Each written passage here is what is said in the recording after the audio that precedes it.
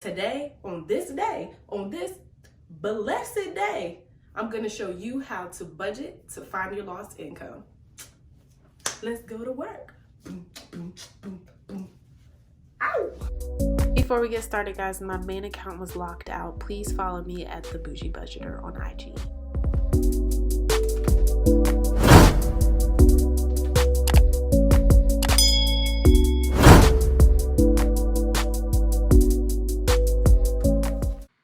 Public service announcement. Number 1, we will not judge the presenter's fingernails. It's quarantine and there's no salons open, and I know that I look like I've been punching wood. Second announcement. The jokes stop here, guys. This is serious business, and we must learn to get a hold of our finances so we can come out on top and be winners. Okay, now if you're here to learn, buckle up, grab yourself a pen and a paper, and you just stay tuned and sit right there. And while you're sitting there looking as beautiful as a banshee on a cold winter day, go on and purchase yourself a Be Boujee mug and a Be Boujee crop top, and go on and head over to that there website, download your free resources, and let's get to it. Okay. I'm so excited to show this to you guys. This is how you can create your own DIY budget buddy system. I'm giving it away for free for those of you who money is tight, but you still want to get right. #bars. Okay, so I always start my book out with a quote, and this particular quote says, "Until you decide that your bank account is done suffering the consequences of bad financial decisions, nothing will change." Basically, until you decide you're tired of being broke, you're still going to be broke. We're going to fix that. Right after I'm charged up and feeling good about my money and being responsible, I go ahead and I knock out my bills. So I list my account username and passcodes on this page. Why? Because I have a preteen who I'm teaching to be responsible about money. So what better way to have her be responsible than to have her pay the bills, even though they're still coming out of my account. But this way she's getting a real world example of how to be responsible, and it's really helpful. She's just getting so smart. This form right here, guys, comes with a one-on-one session with me where we create a tailored budget for you, whether you get paid weekly, bi-weekly, or monthly. We sit down, comb through, and create the best course of action for you to be able to pay your bills, save money, and invest. If you're interested in scheduling an appointment with me, reach down to the contact information below, and I'll be so happy to get to know you and get you on the right track. Do you guys remember this? Yup. Last week, I showed you how to save $5,000 in just 1 year by saving.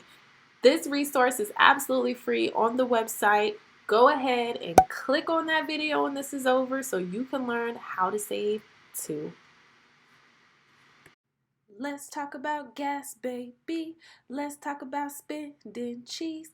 Where I find most of my lost money is in my gas money. I allocate a budget for everything, and I put the date, the amount that I spent on gas, and I subtract it from the available balance that I gave myself when I started my 2 weeks out.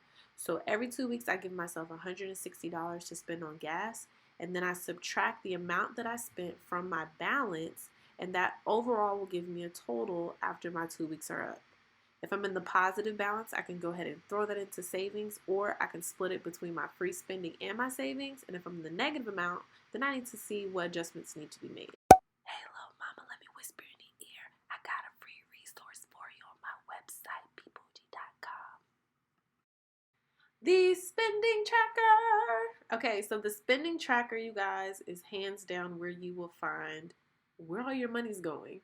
So I keep this myself, and all I'm doing is keeping track of where my money's going. The whole purpose of budgeting is not to live life like you don't have any money. It's to still enjoy life, but to enjoy life within a means that you can still grow financially.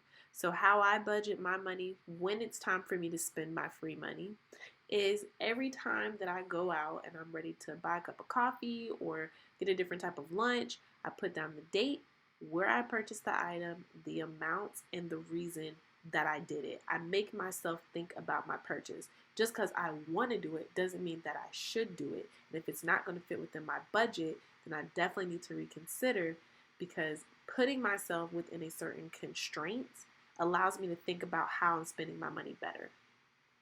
not only do I write down what I'm spending my free money on, I also keep the receipts. I keep the receipts because I do have a shopper's bug. I do like to shop, and sometimes I bring the items home and I'm just like, oh, I really didn't need this. And I take it back. And I do that more than what I should, but it's helpful to have the receipts on hand because they're like a little diary of where all your money went. So if you ever wonder why you're broke, hold on to your receipts and it's a book of why.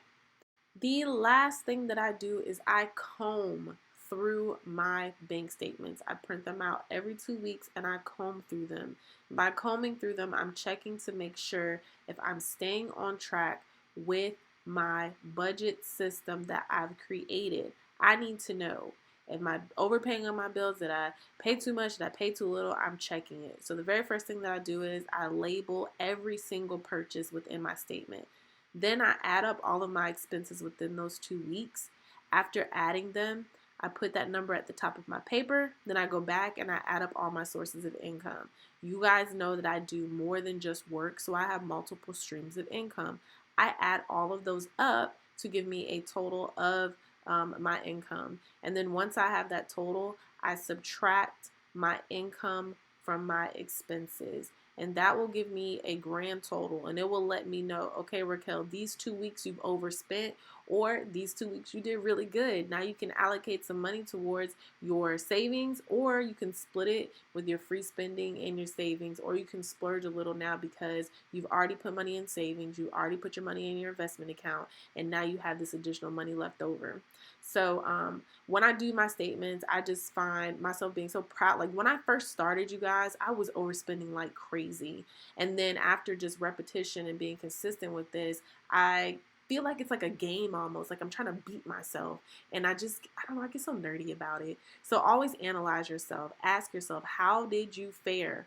How did you fare in the 2 weeks or in the week before your next pay period? How did you fare with your money? And then after you do that, ask yourself what can be done differently. Thank you so much for watching. Don't forget, follow your girl on Instagram. Then when you're done, don't forget that this video right here is going to show you how to save $5,000 in 1 year. And that video right there is going to show you the 3 stocks that I invested in that has made me thousands, even in a fluctuating economy.